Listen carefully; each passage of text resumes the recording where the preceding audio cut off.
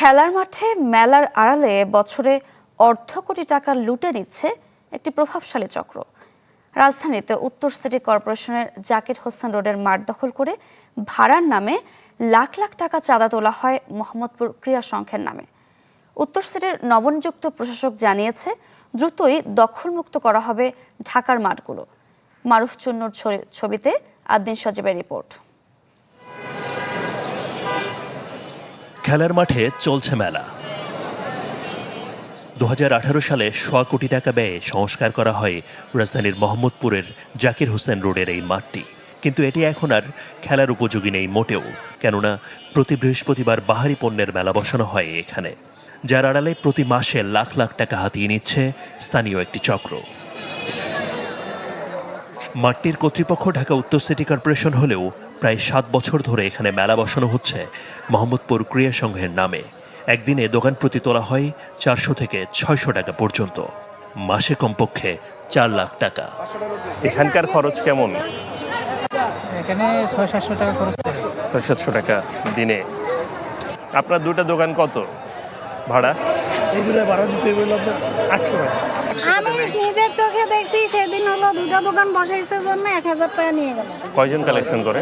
Collection করে totally মনে হয় 2 থেকে 3 জন। মাঠটির পাশেই মোহাম্মদপুর ক্রীড়া সংঘের কার্যালয়, কিন্তু দুদিন গিয়েও পাওয়া যায়নি কাউকে। ঝুলছে তালা। মোহাম্মদপুরের এই ক্লাবের দায়িত্বে কারা, ক্যামেরার সামনে এই তথ্য দিতে সাহস পাননি স্থানীয়রা। তবে কয়েকজন জানান, এই ক্লাব আর মেলার দায়িত্বে স্থানীয় মাহবুবুর রহমান লিপটন। মেনটেন করার জন্য সব লিপটন ভাই। ক্লাব তো অবশ্যই জানে, একটা মাঠে মেলা হইতেছে, ক্লাব কি জানবে না? জানে। এই ব্যাপারগুলো তো আমাদের কাছে ক্লিয়ার না, যে আসলে এটা আপনি ইনভলভ না সে ইনভলভ না সে ইনভলভ। এটা বাচ্চাদের জন্য থাকবে, এখানে অবশ্য ময়মুরব্বীরাও আসে, যাতে মাঠ কোনোদিন তো ব্যবসার হইতে পারে না। অভিযুক্ত লিপটন ক্যামেরার সামনে আসতে রাজি হননি।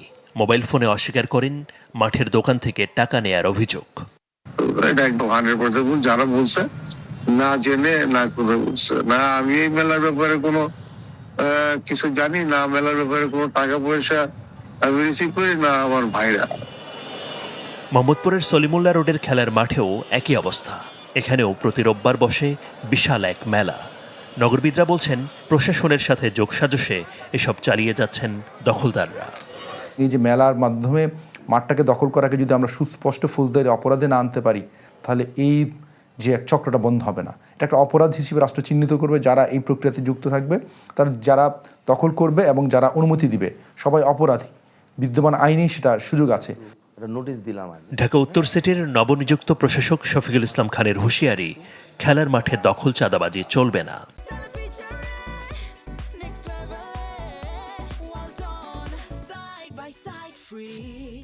আমাদের যে জায়গাগুলো আছে, সেই জায়গায় যদি কেউ মেলা করতে চায়, অবশ্যই আমাদের অনুমতি থাকতে হবে।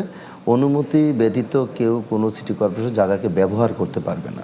যেহেতু কেউ অন্যায়ভাবে ব্যবহার করে, তাদের বিরুদ্ধে সিটি কর্পোরেশনের পক্ষ থেকে আইন অনুযায়ী ব্যবস্থা গ্রহণ করা হবে।